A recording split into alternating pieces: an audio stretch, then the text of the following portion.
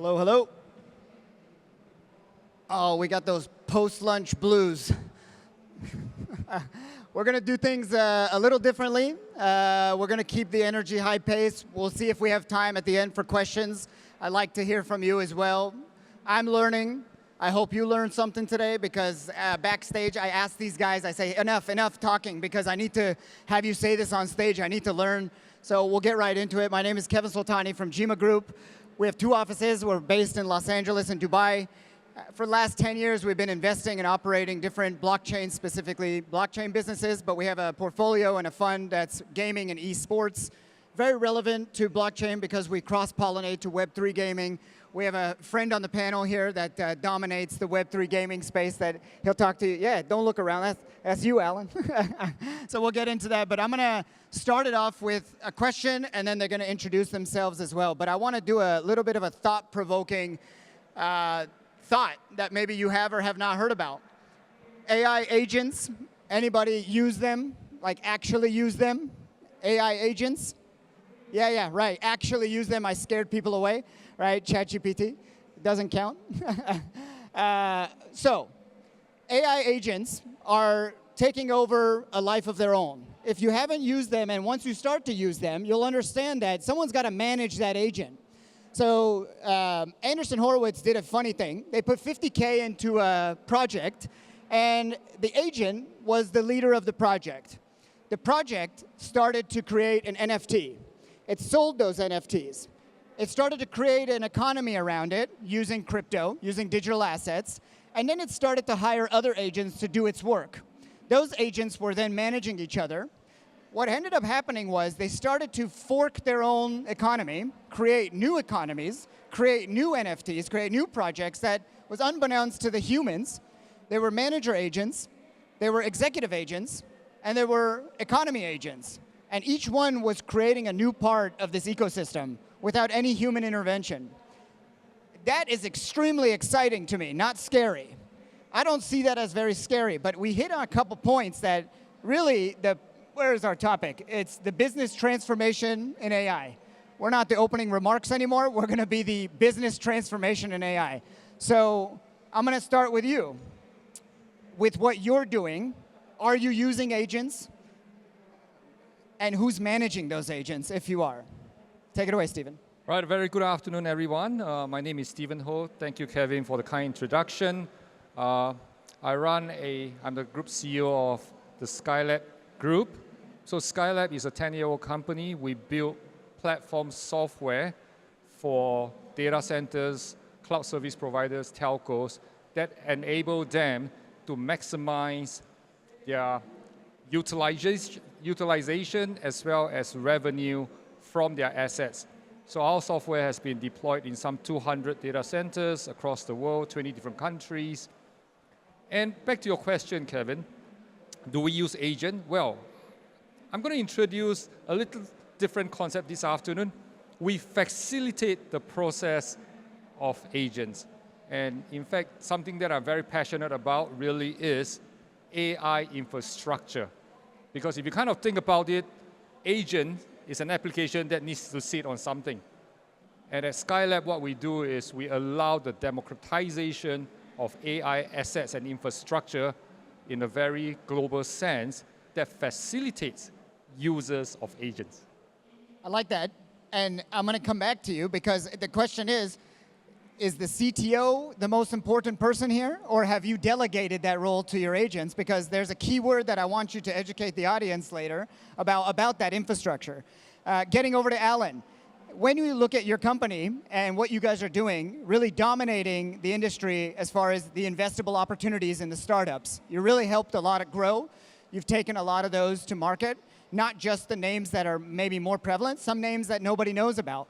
But as it pertains to AI, where is your investment thesis? What are you guys focusing on or not?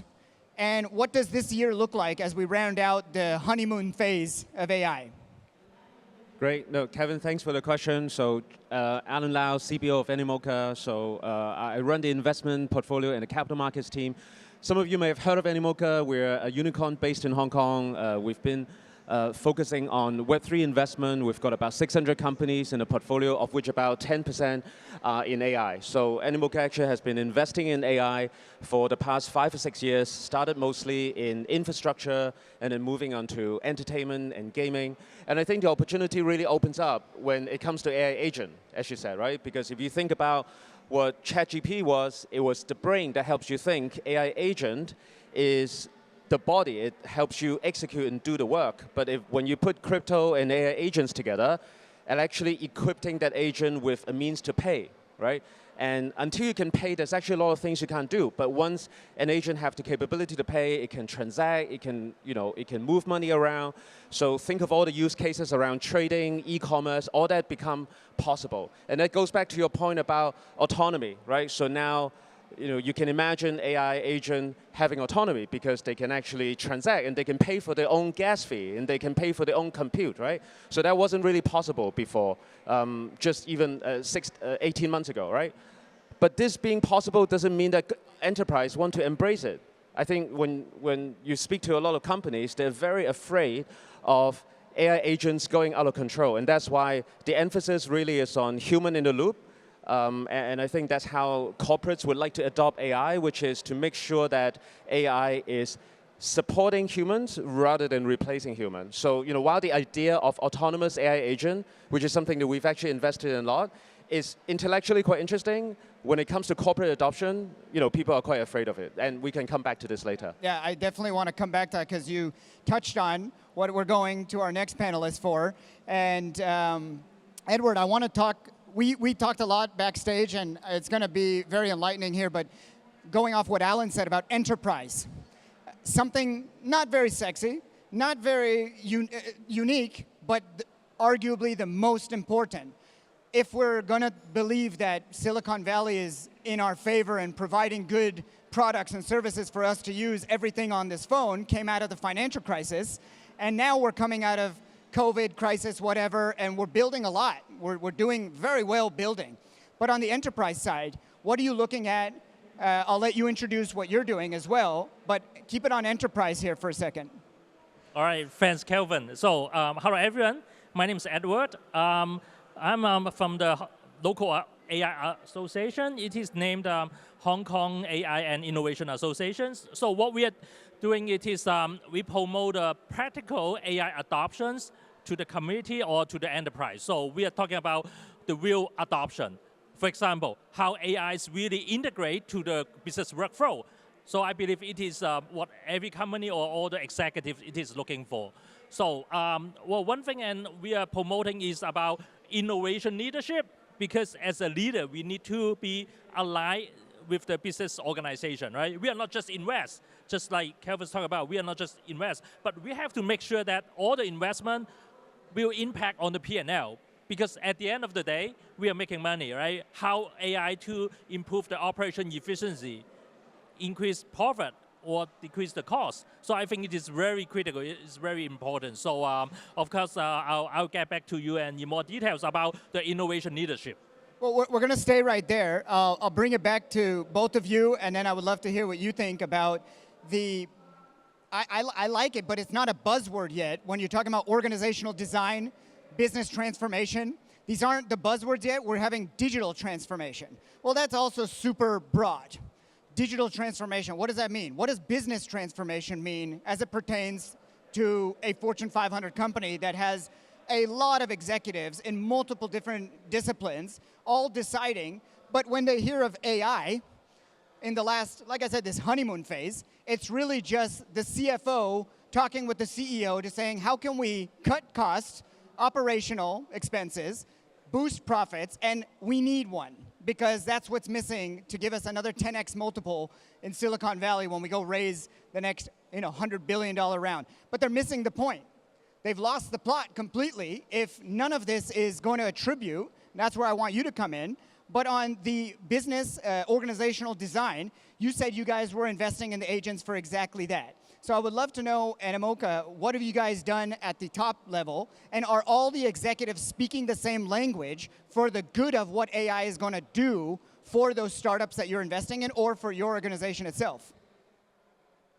I'll answer that with a different head-on, because what we invest is really at the leading edge, bleeding edge, I would say. So in some ways, these are people that are very ready to lean forward. But I also had a different hat. So I sit on the board of Coach, the fashion company. I also, one of the founding members of AI Association of Hong Kong. So that's where I work with a lot more sort of traditional economy companies, right? And the main struggle is, I think as you said, people are concerned about profitability. But I think right now, it's, where AI comes in, it's mostly about productivity gain rather than revenue uplift, right? But that's fine. I'll take that. I think having productivity improvement is great because you should definitely be using AI in your tech department, in coding. You should be using it in your customer service. You should be using it in marketing. I think that's table stake. Anyone that's not using it, I think has a major missed opportunity, right? But the problem really comes with corporate adoption. It really comes with whether you have a trust and empower culture. Because right now, everyone is using AI every day probably, right? Whether you're using it just at a very superficial level, as you said, replacing search, everyone is using it, right? The problem is when it comes to behind the firewall in a company, your IT department, your legal department become very concerned, which is like, oh, am I leaking data? Should people be doing this? Who should have access, right? So a lot of time there isn't a trust and empower culture, which means that a lot of things you cannot push through. I'll just leave with one final thought. I mean, another thing is, of course, AI will replace job. So there tends to be a lot of resistance around people that, job is going to get changed. May not be replaced completely, it's just the job will get transformed, right? Whether it is in coding, whether you're producing marketing material, right? Previously, you need to spend hours creating something, a new poster, and now it takes 5 minutes, right? So a lot of people's job nature will change, and at least in what we've seen, there's a lot of resistance. So it really is, it comes down to, when it comes down to organization, whether you can create a trust and empower culture, but also how do you incentivize? Why should someone who spent 20 years doing graphics now do this in 5 minutes, and how are you going to reward him or her doing that, right? So what I heard there is, are we missing a chief AI transformational officer in every business? Because we need to hold a lot of hands, and it's the theory that many years now, everybody said it, no one really could coin it, but AI is not going to take your job. It's Kevin who's using AI that's going to take your job. And that's what you just said, is that a lot of jobs are going to disappear, realistically. But 50% of those guys that are on top of it that can, and really it's this new generation that's going to be growing up with AI, those are the ones we got to watch out for. And there are a lot of stats around this, but anywhere from 30 to 50% of jobs nature would change by 2030, right? So whatever you're doing right now, chances are the nature of what you do, how you do is going to change. And this is what go back to human in the loop and how AI can facilitate that, right? I saw a lot of heads go from their phones straight up when you said that. Not only that, but we all know that. But we don't want to believe it. Everybody in this room is akin to that. Your job, my job, everybody's job. If you're an investment manager, if you're anything with IP, if you're anything with design, like, yeah, wake up, right? So going to you about the different types, right, of, okay, now I have a chief AI transformational officer. I work with you. I want to hire Edward and his company, consult me, but there's not just one piece to the puzzle. We talk backstage, talk to the audience a little bit about what business transformation is from the executive level and what they're missing. Because it's not just hiring one exec at the chief AI whatever, it's going to be a lot of holding hands. It's going to be a lot of training. Because otherwise, yes, the computers will take over. So take us through what business transformation in AI means to you. All right. Well, to me, the word of business transformation is really a sad word, right? But what I'm thinking is the transformation, I would say there's a 3 pillar of the transformation, including digital transformation, business transformation, and organizational transformation. And all those 3 pillars need to work together.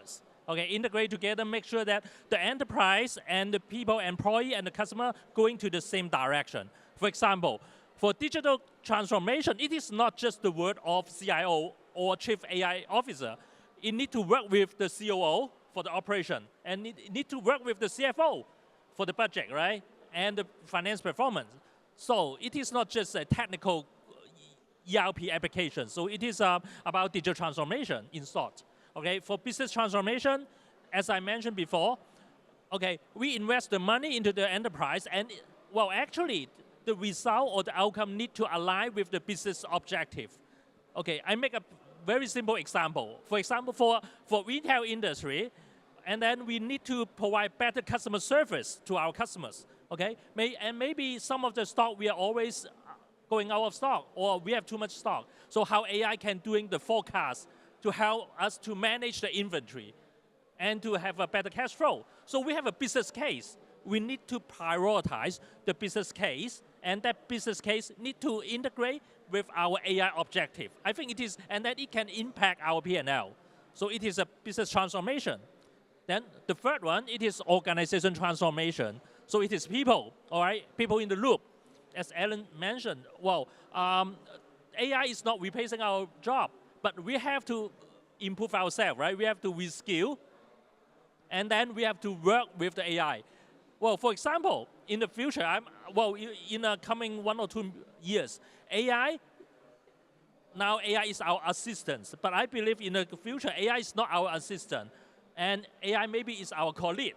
It is our business partner, so we have to work together with AI. So we have to reskill ourselves how to work with AI, not use AI. So it is just a heads up to all of you.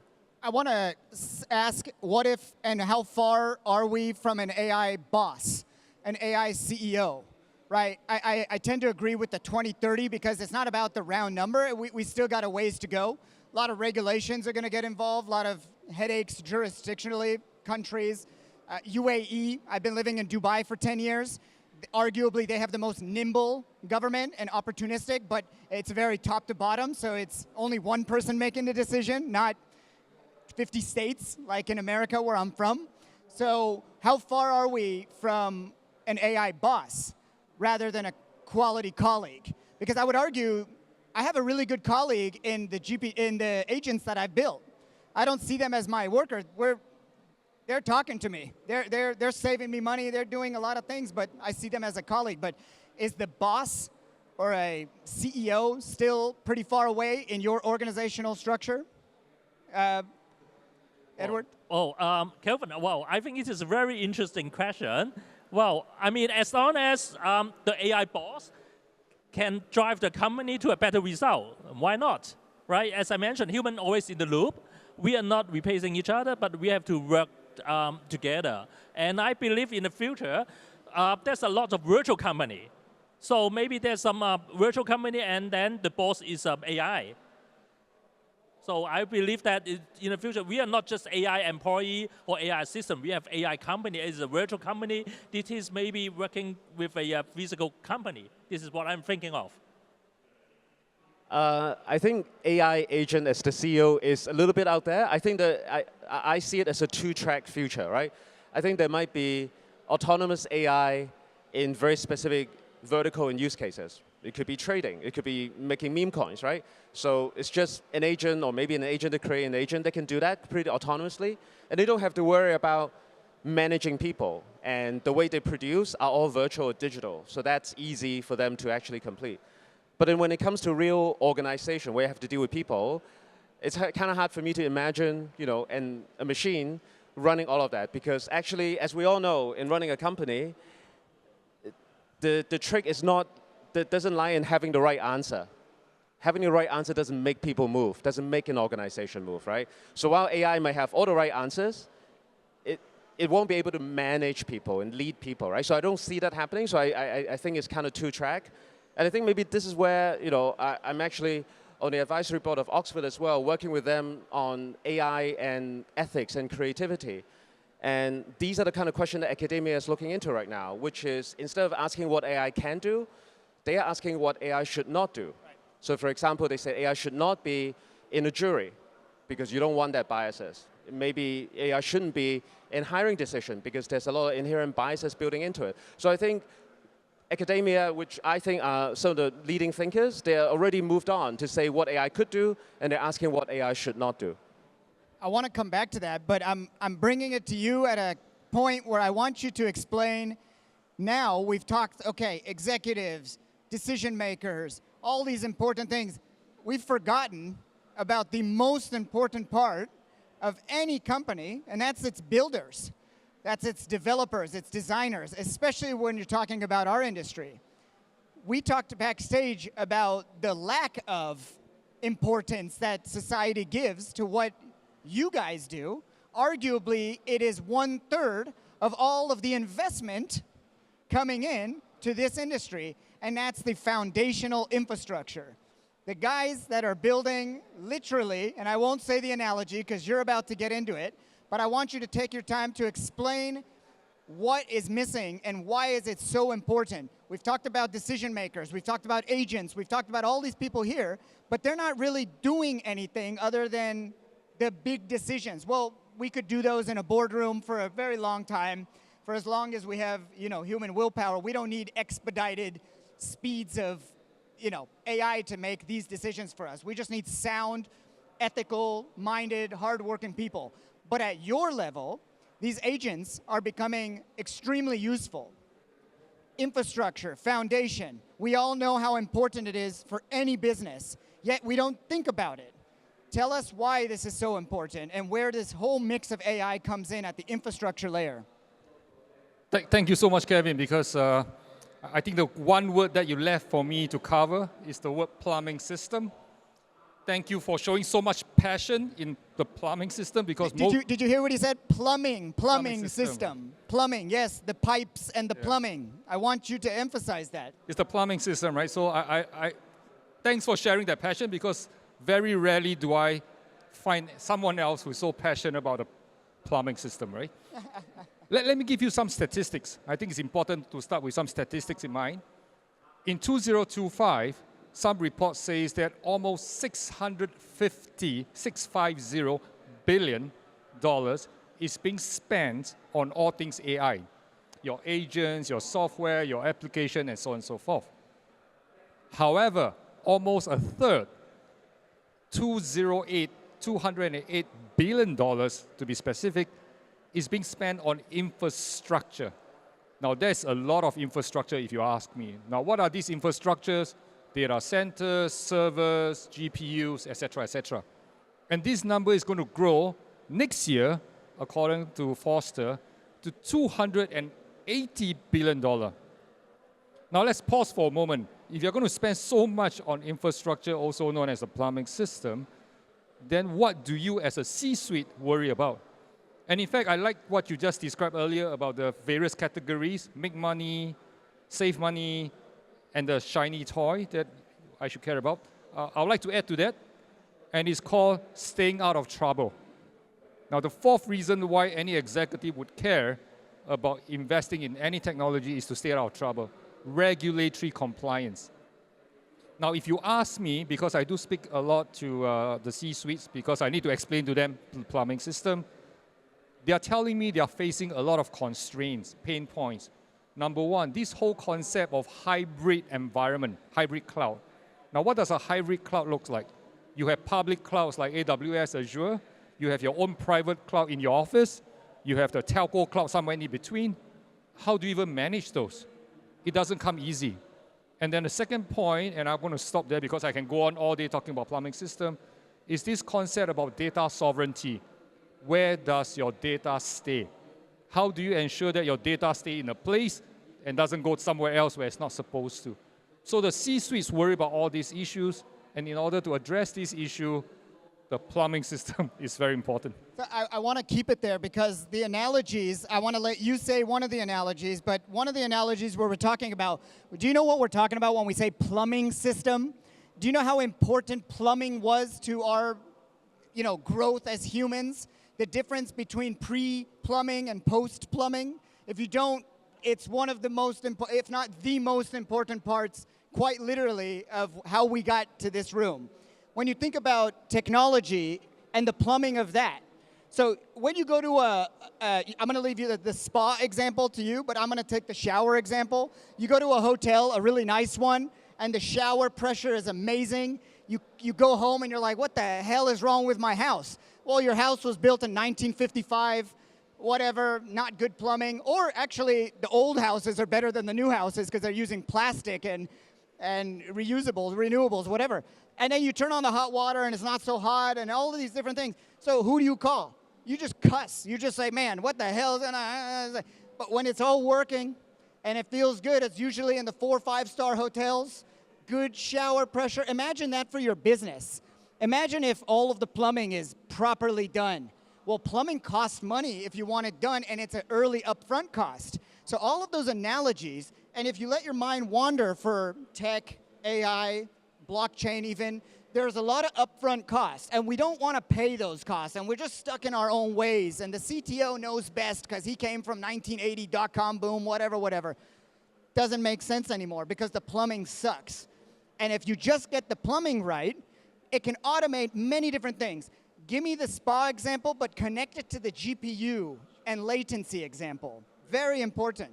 Thank you, Kevin. Again, thank you for showing so much passion in plumbing system. You're quite of a rare breed.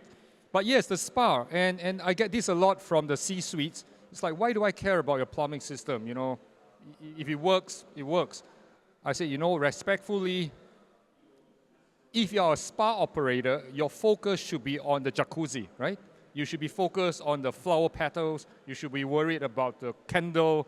The last thing you want is to be all dressed up and trying to fix the plumbing system, right? Or when you turn the tap, the last thing you want, a different color liquid flows out of it. Now then you can't run your spa properly. So at a plumbing level, we really want to empower the users to focus on what they care about best and what they're best at doing. So if you're a spa operator, you worry about, you know, the spa services and not trying to fix and make sure that the right color of liquid comes out, right? So how does this relate back to any key decision making? And this is interesting because a lot of C-suites, they kind of have it as an afterthought. They just assume it's there. They just assume it's there, but realistically, it is not there. I give you a simple example. What do I mean by hybrid cloud? Now, for example, some of your workload could be on AWS. Some of it is on Azure. Some of it is on Oracle. Some is on Google, Paitu, Huawei. It doesn't matter. Then the question is, how do you easily manage all your resources across all these environments? It doesn't come easy, right? And then, for example, where we come from, our platform also allows you to maximize the utilization of your resources. And we joked about it, Kevin. GPU resources is something very valuable. Everybody wants a piece of it. Nobody has enough of it. Now, using a very simple Airbnb example, imagine when you kind of rent an apartment on Airbnb, you have one family in it for 3 days. And that's about all you have, right? Now, what if I were to tell you, I can have 4 families in the same apartment for that 3 days without them knowing that everybody else is there?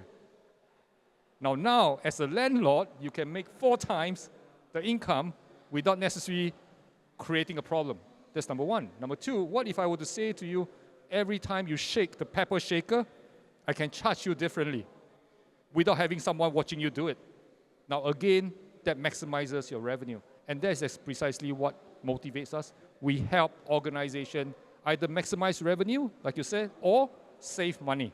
So that's kind of what is exciting. These are fantastic examples that are real life, they're analogies, but you can let your mind wander at the top level how you can implement those same type of analogies. Because when you're talking about GPUs, you're not talking about GPUs when it's talked about gaming, you're talking about latency. You're talking about potential bandwidth issues. How can a child play in LA with a kid in London with a kid in China? It doesn't exist currently at least the top latency, which this is the plumbing that has not been done so that we can get, now we're getting there. It's becoming more sophisticated. On the investment side of infrastructure, anything you're looking at, anything that excites you, or maybe just a comment on the plumbing of it because it's so important, and the money's there. The money is there. Yeah, and I think those are the 2 big investment areas for us in the past. I mean, Right. one is AI and crypto coming together to solve some of AI's old problem. What I'm calling the old problem is the lack of compute, unclear about data ownership, you know, difficult to monetize the data that you bring, right? So that's what the first gen of, you know, crypto project was trying to achieve, and we see a lot of that, you know, 2 to 3 years ago. More recently has been, you know, around agent, where, you know, they're trying to create agents that actually have autonomy, they can actually move ahead, right? So I think, you know, those are problem that's being solved. And I think there's a third one that is just emerging right now, which is, again, if you look forward to an economy where there is a lot of agent, whether it's replacing human or not, or supporting human, doesn't matter, right? But I think it's fair to assume that there will be a lot of agents out there. When they transact, they're not going to take out their MasterCard and Visa card, right? They're going to use crypto. They're going to use stablecoin, right? So I think this is where AI and crypto comes together in a very big way, which is stablecoin is going to be the native currency for AI, right?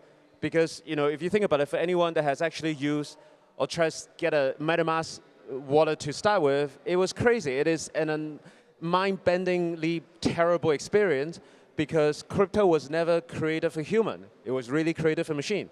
Now we bring crypto back to the machine, right? So whether it's stablecoin or crypto, that's really going to be the native currency for AI. And obviously there's a lot of investment opportunity for us in that area too. Right. When you talk about crypto, is the economy of what AI, what the tech, what the behind the scenes, the machines are going to be using. Like the agent example, they're forking their own tokens, they're creating new economies because that's their language. It's the cryptography that they're used to on the back end that we're just getting introduced to. How ironic that our parents or grandparents had to shift away from cash into credit. Credit is not a human thing. It's a computer thing. It's digitization of money, and it's debt that's driven on a computer with commas and zeros. It's not ironic that crypto is doing the same thing for the new age, which is now AI, blockchain, all these high-tech, super tech industries, because it's their language of communication, which is transaction. And so when you're looking at the foundation, the infrastructure layer, and the agents and the models and the money and everything, is it that, going back to what you said, jobs are going to be lost? But it's ironic that at the infrastructure level, we need more people. There's a gap. We're missing thousands, if not millions, of potential positions that can be filled to manage those or build those agents, because no one's focusing on it. So those $280 billion is actually only going into the hands of like 100 companies, whereas other things that we're talking about is going in the hands of 10,000 companies. So I'd argue there's opportunity at the end of the tunnel. Do you agree, disagree? Thank you so much. Again, thanks for the passion in plumbing system. And you're spot on there. You're spot on. And this is from real life experience. Indeed, we are facing shortages of talent in the plumbing system or the plumbing world. Now, if you think about it for a moment, in a lot of developed economies, really, who are the people who is always in demand? It's called a plumber. You can't get enough of those because you can have a lot of IT guys who can do coding, but when a pipe stops working, who are you going to call? You're going to call a plumber.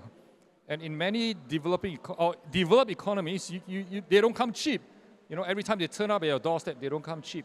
And spot on, I think there's a lot of opportunities, and even in where we come from, trying to get people to learn about infrastructure, even for the younger ones, because it's not so sexy, right?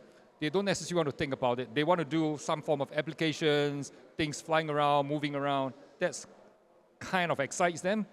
But if you say roll out your sleeve and get your hands a little bit dirty, and it's actually highly complex. And I like the part when you mentioned latency, because for example, in the world of 4G, the latency could be 300 milliseconds. In the world of 5G, it's from 1 to 10.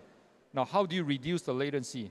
Is to have more infrastructure at the edge, nearer to where you are, so that the information doesn't get too far. So absolutely, yes. Well, this is that last 30, 60 seconds he said there is exactly why we don't have a real smart city in the whole world. A real one. This should have been done a decade ago. We had the technology, we had the infrastructure, not all societies, but we're in one that I argue has it. So 10 years, it comes down to infrastructure, lack thereof, and politics, sadly, because every money goes where it's sexy, which is not the most innovative sometimes. But that exact reason is why smart cities don't exist. A real smart city where your trash can be automated, where the potholes are like the smallest things that we were talking about 10 years ago. Now let's enter 2025, and we're talking about health tech, med tech, data sovereignty, these agents that are going to be better at data protection than any lab in the world, because blockchain will help that. And then the AI for health tech to understand you better than you, which some of these companies have gone under recently because of the, in my opinion, goes back to the infrastructure. What is 23andMe? No longer anymore, but what was it? It's very little infrastructure was built. In fact, I just want to add on real quick, right? Even for developed nations, or for that matter, any nations out there, why are there still traffic jams? Because there are more people buying cars than people fixing the road, right? Potholes, limited capacity, but shouldn't capacity be the first thing that people think about? And if you kind of have it as an afterthought, that's what happens, traffic jams. That's super interesting. Anybody been to Dubai in the last 5 years? Has anybody been in Dubai in the last 6 months? If you've been in there 6 months, okay. If you notice, they're putting bridges everywhere, right? It was the only solvable solution. You can't go underground anymore. They decided that a long time ago. But when your population 4x's in 1 decade, and they're trying to double that again in the next, I think, 6 years, 2033, what do? You put a Band-Aid on it, but it works. You put a bridge over it. I don't know if that's borderline infrastructure or catching up, but it's a fix, right? So going back to you, Edward, about the top to bottom, all the C-suites, though, need to be on exactly what we're saying. They should be talking like this. They should be investing like this. They should be investing here rather than here with their wallets, because we have enough of those. And so when you broke it down to organizational and change management, such an important 2 words, because we're constantly changing, yet no one is investing in that change, right? No one is investing in the good of that change for the company. And like I said, we're coming out of the honeymoon stage of AI. We just got out of the whole blockchain fad, 2020, 2021, really. Even though it's been going on for a while, nothing was really built until just around 2020, 2021. And yet, we're still here. We still don't have a smart city. We still don't have our data on the blockchain for identity or otherwise. We're still using paper passports, the easiest thing. Zero knowledge proof, these things can handle all of that. So when you look at change management, what's the bottleneck here? It's the executives. All right. Well, 2 words. One is change management. The other thing is culture. I think culture is same important as change management, because for all executives, of course, they're pretty good in doing business, right? Pretty good in doing selling, or pretty good doing leadership. But well, in the new age of AI, we have to change our mindset, all right? To integrate what the business is doing into the AI. Because, well, I see a lot of companies, they are doing a very big band AI plan. Well, it's really good, they invest some money, but in reality, what I suggest is do it small by small, okay? In China, we have a word, is small and beautiful. Let's do it some small and beautiful, and just make a quick win, and then we have a momentum to moving forward. All right, well, it is very important, and it's less risk. So for change management, as I said before, putting human in the loop. So, and we have to learn not using AI, but we have to learn how to work together with AI. So it is not our assistant anymore. It is our partnership. It is called it, and even maybe our boss in a virtual company. And culture is same important. So what we are doing is create a culture of continuous improvement, making a culture of continuous innovation. Then, because some people still resist to change, right? Resist to AI because losing the job. But you don't change, you will be replaced someday, right? So culture, it is one of the keyword I'm talking about.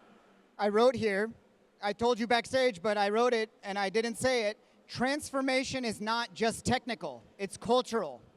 Because it is. Thank you. It has nothing to do with the actual transformation if your culture and your ethics are all misaligned. I do want to leave you guys a chance to ask these wonderful guests a question, but I will end it asking down the line, quick answer.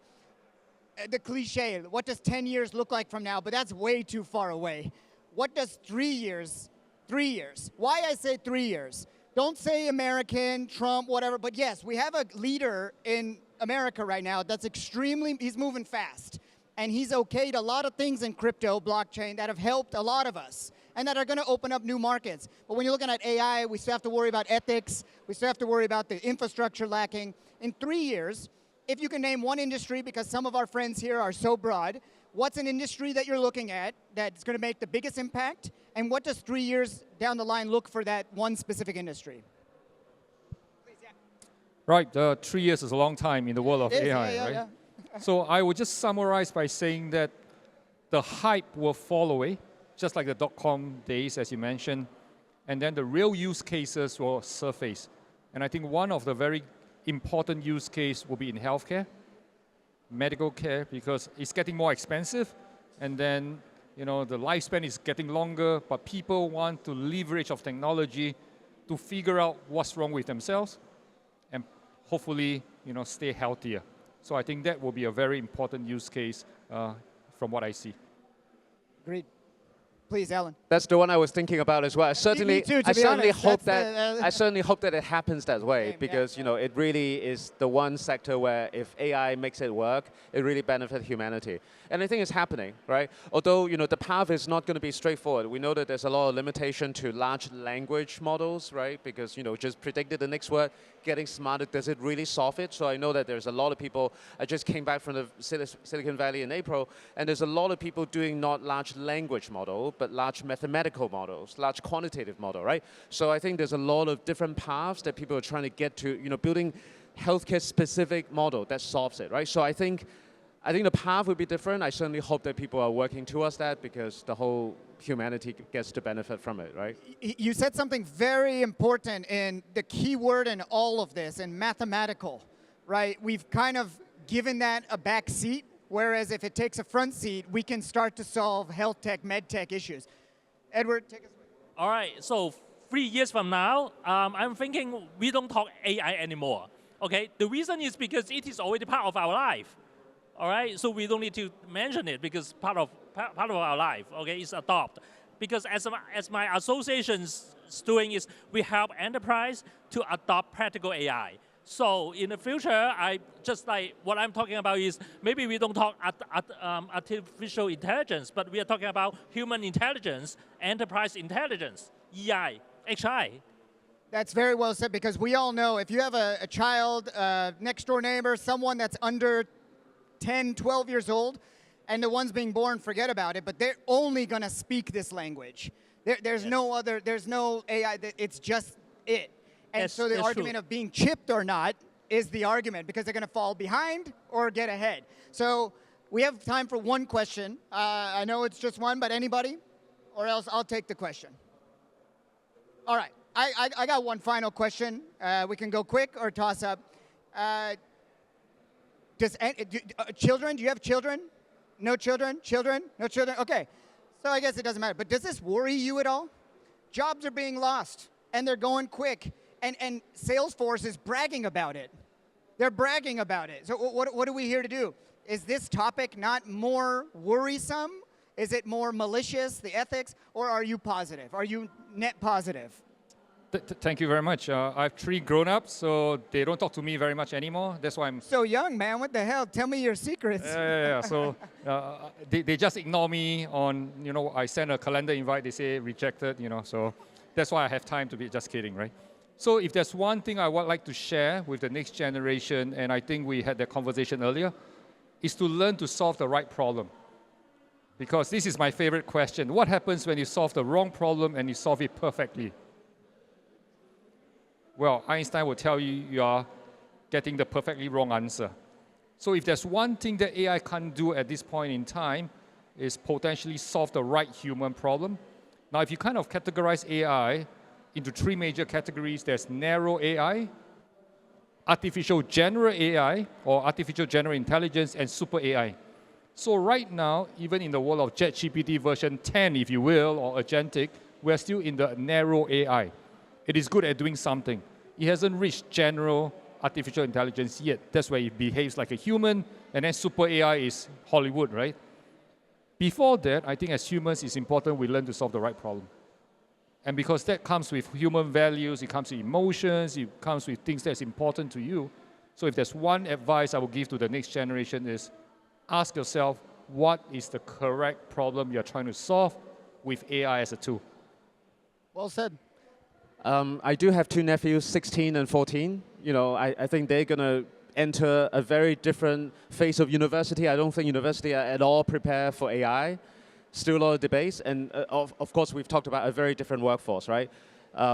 So therefore, what I think is important, so they do ask me, like, what should I study, right? I'll tell you what's important. It's kind of hard to choose a subject. It depends on what they want.